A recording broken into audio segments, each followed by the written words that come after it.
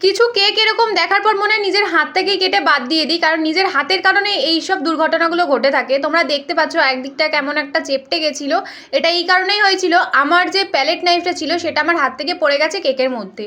মানে আমার সাথেই যে এরকম কেন হয় আমি বুঝি না। তাও ভালো যে ক্রিমটা ওভারবিট ছিল না, কারণ তোমরা অনেকেই জানো ক্রিম যদি ওভারবিট হয়ে থাকে তখন যদি কোনো এরকম দুর্ঘটনা ঘটে তাহলে কিন্তু ক্রিম পুরো উঠে উঠে চলে আসে, আর সেটা হয়নি, সেটা আমার কপাল ভালো ছিল।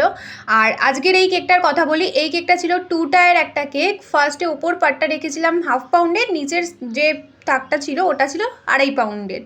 টোটাল 3 পাউন্ডের একটা কেক করেছিলাম। আর আমি এই 2 টায়ারের ওপরে একটা ছোট্ট কিউট বেবিকে বসাবো, যেটা দেখলে তোমাদেরও ভীষণ ভালো লাগবে। আর তার জন্য কিন্তু আমার চ্যানেলটা তোমাদেরকে সাবস্ক্রাইব করে রাখতে হবে, কারণ এই কেকের ছিল আজকে ফার্স্ট পার্ট।